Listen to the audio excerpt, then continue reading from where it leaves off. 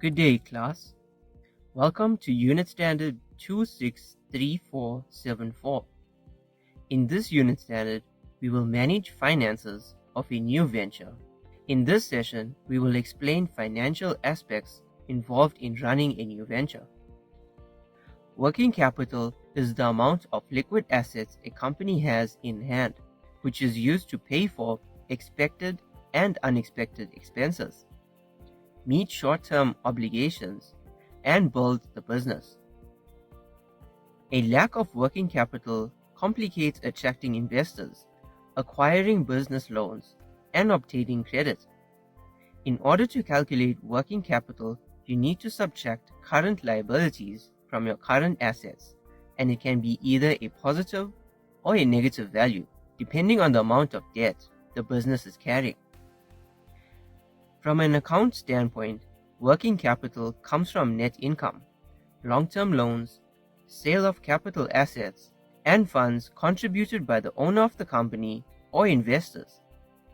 In summary, working capital is the money needed to cover business expenses, meet short-term obligations, and to grow your business. Startup capital is the money you need in order to start a business, until it generates enough revenue to sustain itself. Startup and working capital can come from loans, grants, investors, and partners, or personal financial resources to fund the business.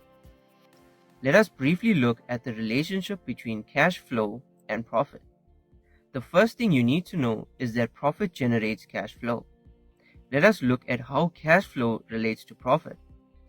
Firstly, the amount of cash flow during a specific period is seldomly equal to the revenue and expense numbers in the profit and loss period for the same period.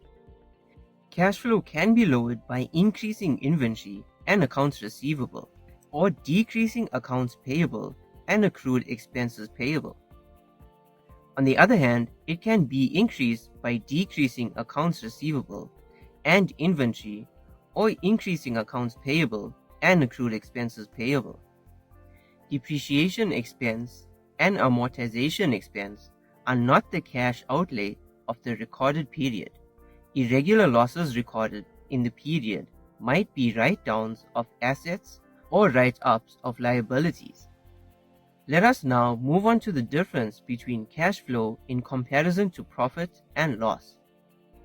Cash flow is the difference between the actual amount of incoming cash and the actual amount of outgoing cash, which could be all forms of cash that go into and out of the business, such as loans, drawings, the purchasing of assets, and tax payments. Cash flow allows you to see ahead and might help determine the months in which you might have a shortage of cash, giving you enough time to plan in advance.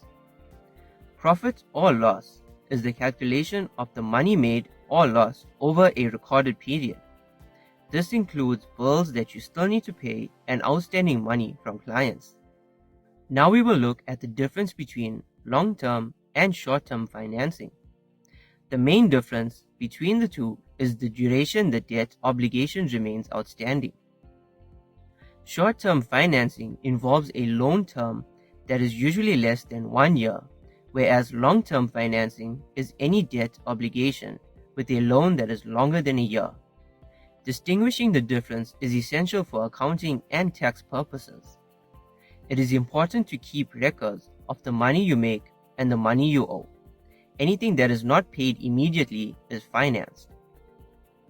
Financing is a type of credit or loan that allows a business to keep the asset even though they are intending to pay at a later stage. When financing, the sum is recorded as a liability or an outstanding amount owed. Evaluating assets and liabilities help one to determine the financial health of a company at any particular time. If a company has more assets than liabilities, it indicates that the company is in a relatively good shape, and if it has more liabilities than assets, then the company could be in trouble. Let us conclude the session by looking at the difference between fixed capital and working capital, which are both very important assets for the ongoing function of any business. Both types of capital have different benefits to the company, which makes it possible to continue producing goods and services that are sold to customers. Fixed capital assets are considered to be long-term or durable, meaning they can be used repeatedly over a long period of time as part of the business operation, such as physical facility owned and operated by the company, equipment used in the production process, as well as other holdings that are used daily to allow the business to operate. I recommend going over your learner guide so that you can get to understand this section better. You will also find examples of different types of profit and other examples of the topics we covered in this session. Let us take a break before moving on to the second session.